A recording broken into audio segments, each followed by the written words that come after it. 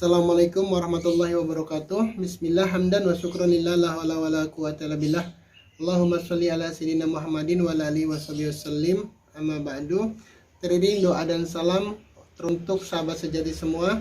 Semoga hingga kesempatan kali ini senantiasa dalam lindungan dan rahmat Allah Subhanahu wa taala, dalam keadaan sehat walafiat dan tidak kurang satu apa. Amin amin ya rabbal alamin. Hari ini saya mendapatkan pencerahan yang luar biasa yang saya dapatkan dari bincang-bincang tadi pagi tentang harapan. Satu kalimat yang tadi saya tangkap yang saya anggap luar biasa itu adalah jangan putus berharap.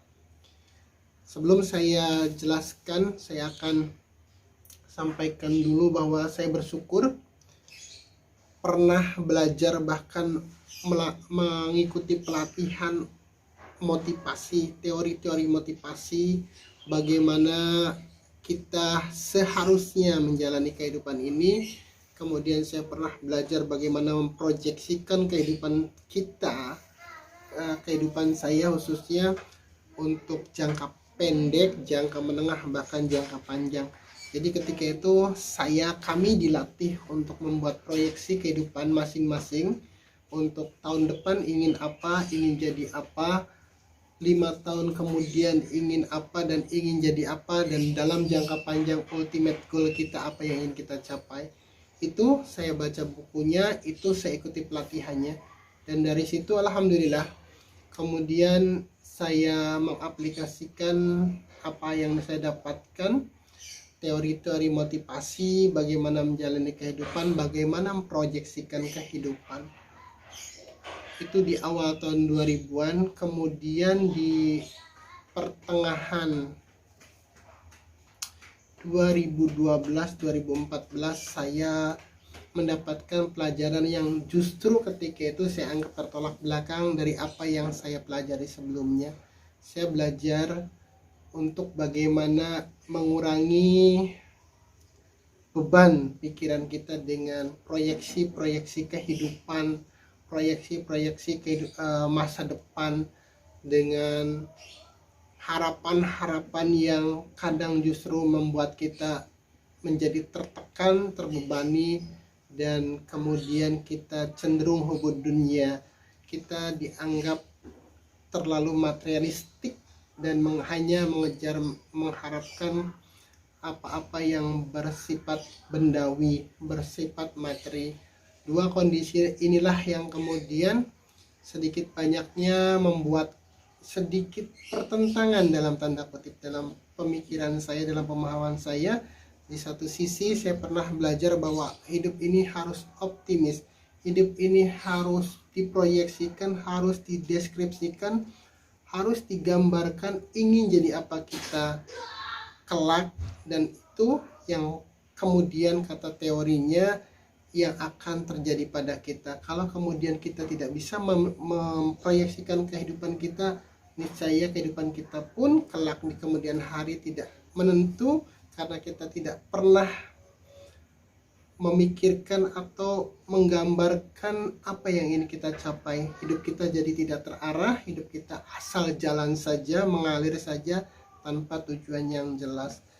Nah, di satu sisi kemudian saya pelajari bahwa hidup itu harus seperti air yang mengalir tanpa harus terbebani dengan ini dan itu, tanpa harus kemudian membebani dengan masa depan yang belum pasti, tanpa membebani dengan keinginan-keinginan duniawi yang sementara dan lain sebagainya.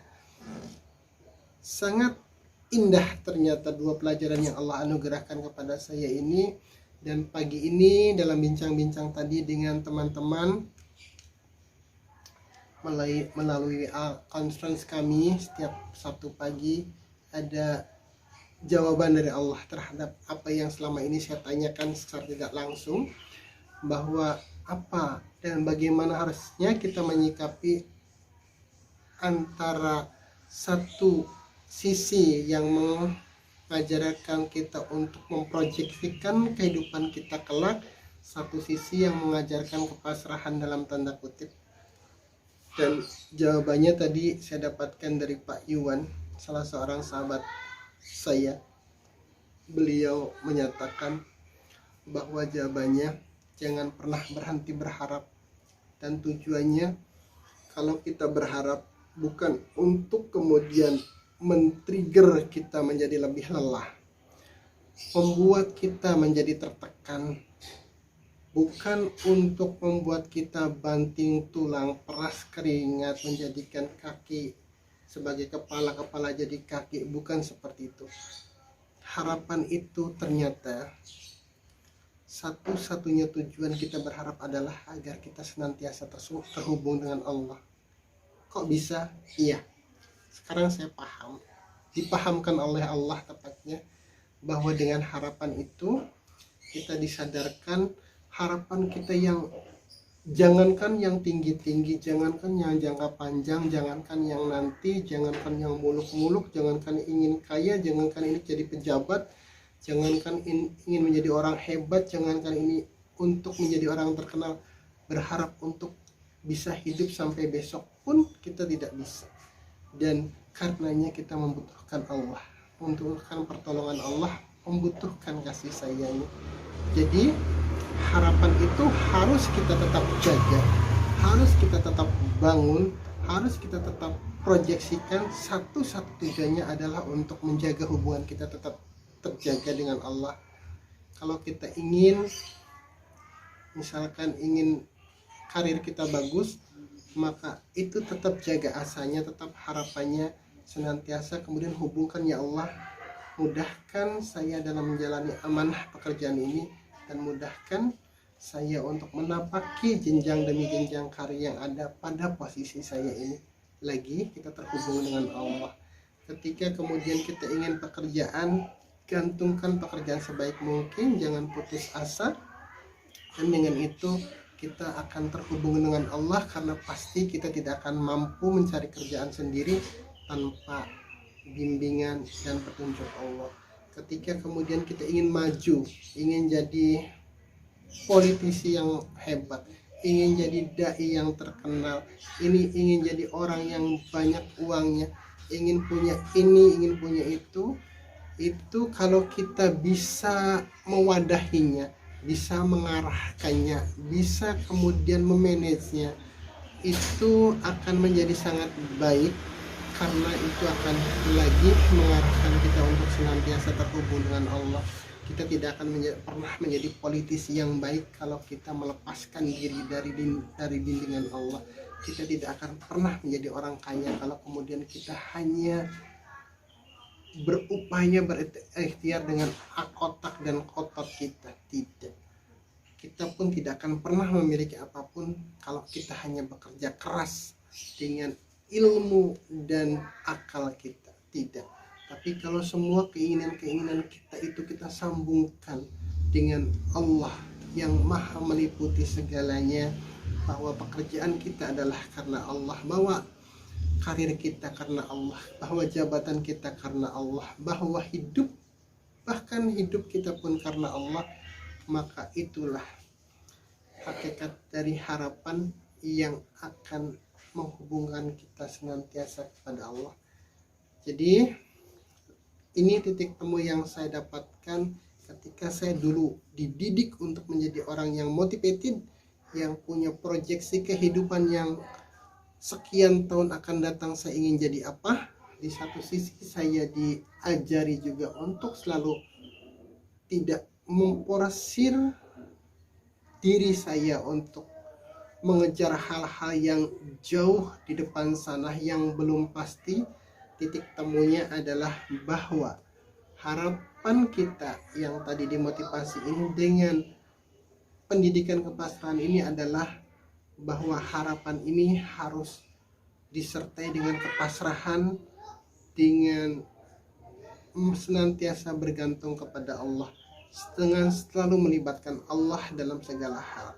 Jadi itu titik temunya. Ini sebuah pemahaman yang saya anggap sebuah karunia yang sangat besar bagi saya. Jadi insya Allah kita harus tetap memelihara harapan-harapan kita terhadap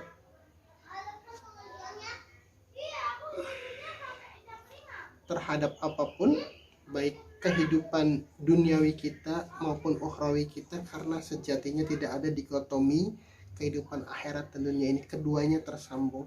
Baik kehidupan dunia kita insya Allah akan berefek pada kehidupan akhirat kita, pun ketika kita menjalankan ibadah yang kita niatkan ukhrawi pasti akan berdampak pada kehidupan duniawi kita.